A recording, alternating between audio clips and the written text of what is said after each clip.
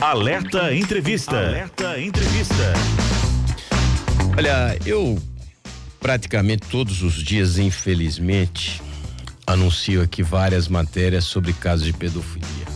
Vocês que acompanham o Alerta Super diariamente sabem da minha luta contra esse crime que, para mim, se não o mais nojento dos mais nojentos que pode ser cometido por um ser humano, que eu não posso chamá-lo de ser humano também.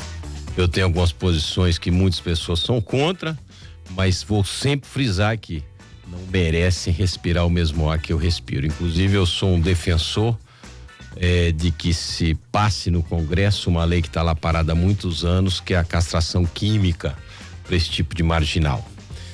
De qualquer forma, a gente tem que tentar outras maneiras do combate à pedofilia.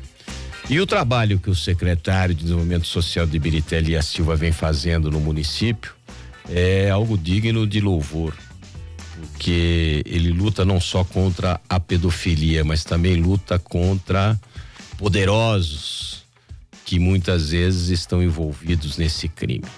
Elias Silva, boa tarde. Boa tarde a todos os ouvintes.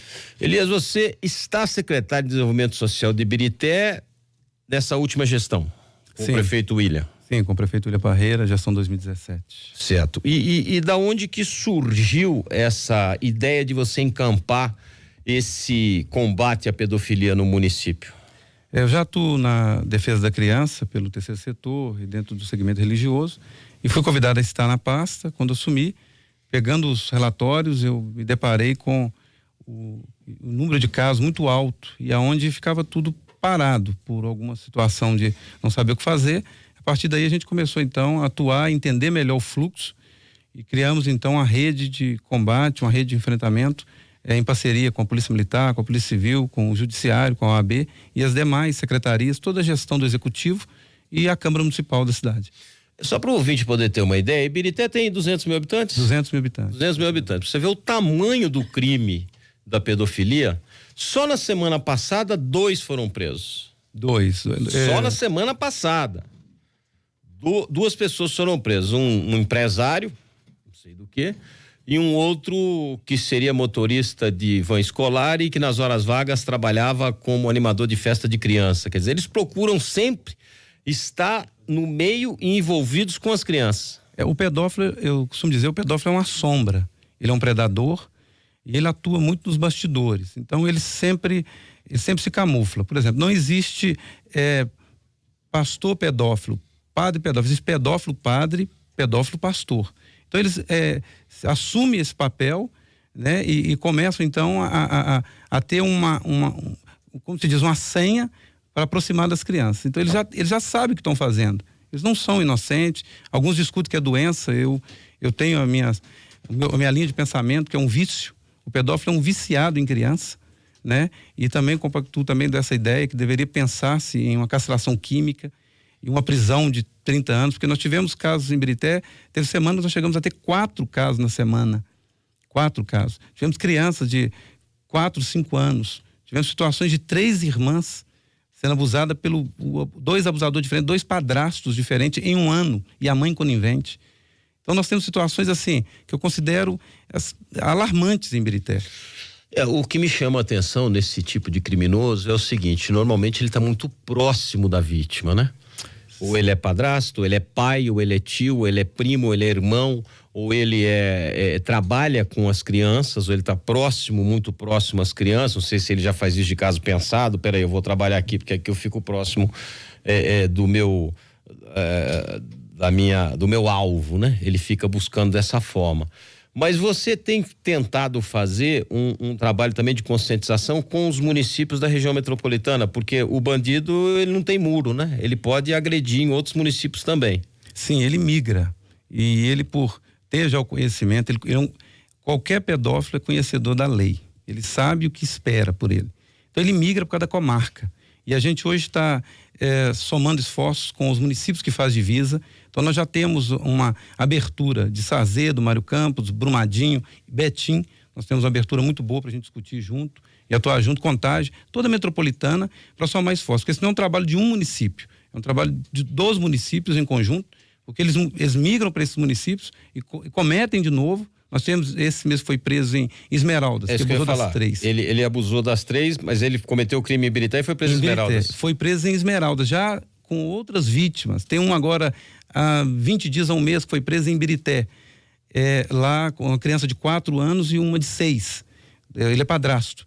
E aí, quando ele foi à mídia, a imprensa publicou, apareceu uma vítima de Contagem, que há um ano atrás ele tinha abusado de uma menina de 7 anos em Contagem. Nós tivemos um problema nessas últimas 2 prisões que aconteceram lá em Ibirité, que, confesso a vocês, me chamou a atenção, que foi a proibição, não sei se poderia usar esse termo, ou a negativa da Defensoria Pública em mostrar a foto desses marginais.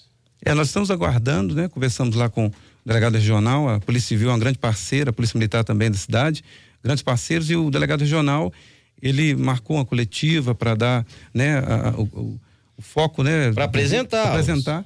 E aí houve um certo temor nesse sentido da proibição da imagem. E a gente precisa muito que venha. Claro. Para que possa, as demais vítimas possam encorajar e possam reconhecê-los. Até porque a vítima da pedofilia, normalmente, quase não vou dizer 100% dos casos, mas na grande maioria dos casos, a vítima ela é ameaçada, ela é coagida. E, de repente, quando você vê essa pessoa sendo presa, você pode vir a público e acabar apresentando a denúncia. Nós tivemos um caso no país no ano passado, do João de Deus, né? O nome dele, João de Deus, que depois da prisão dele, depois das denúncias, apareceram vítimas de 20, 30 anos atrás que não tiveram coragem na época de denunciá-los. Houve um caso de um padre no interior de Minas Gerais também, aonde ele estava abusando das moças que ficam lá, é coroinha que chama, né? Acho que é coroinha, né? Eu não sei de certo como é que chama, não. As moças que ficavam lá, as garotinhas de 12, 13, 14 anos. E depois que ele foi preso, apareceu já uma mulher adulta que tinha sido abusada por ele quando ela tinha 14 anos. Quer dizer, há 30 anos atrás ela tinha sido abusada.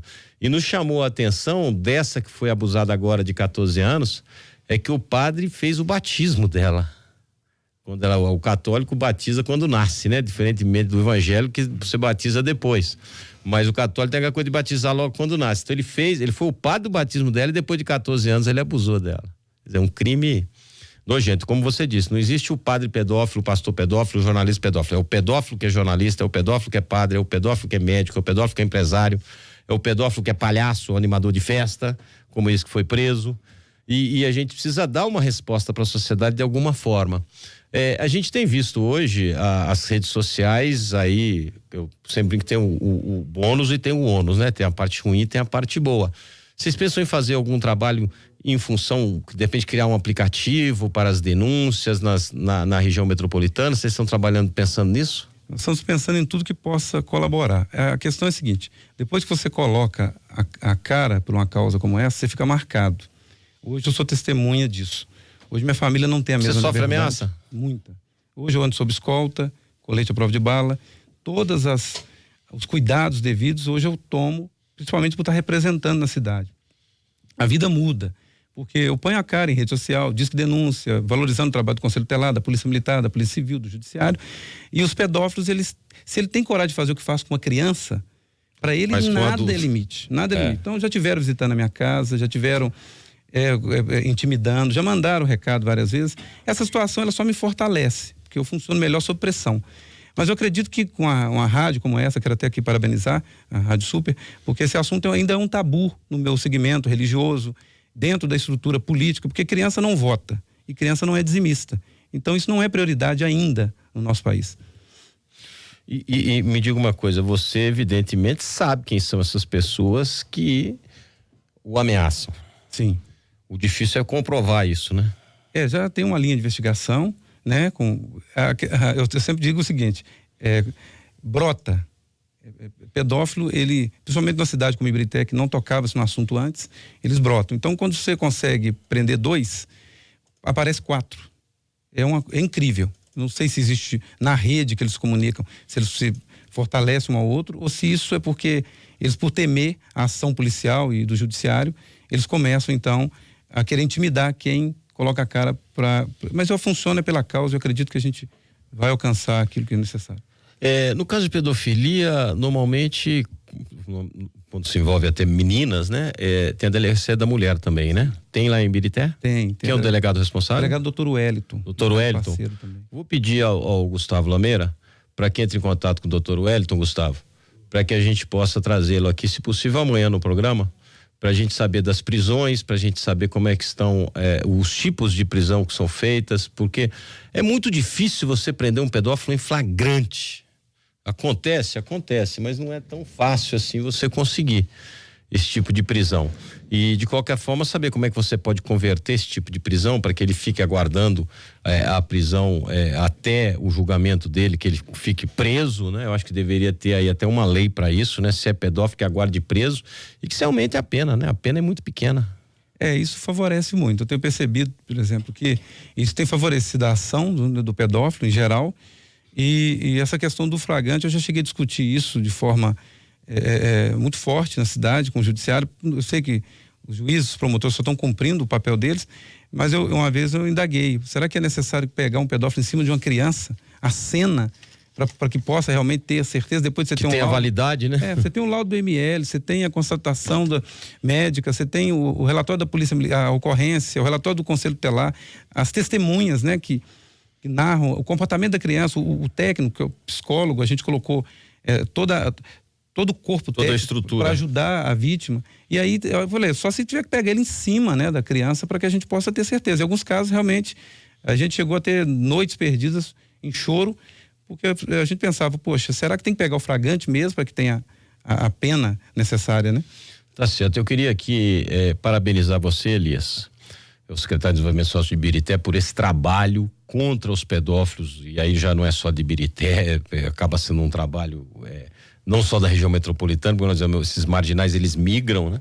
Infelizmente eles migram, e colocar aqui não só o Alerta Super, mas a Rádio Super, o Jornal Super e o Tempo à disposição de você e de toda a equipe que trabalha com você, pra gente tentar combater esse tipo de crime antes do acontecido, porque a gente sabe que depois o prejuízo, principalmente para as crianças, eu confesso a você que eu não consigo ver um futuro brilhante para esse tipo de gente, que sofre esse tipo de crime. Quer dizer, eles vão ter sequelas sim, e para o resto da vida, infelizmente.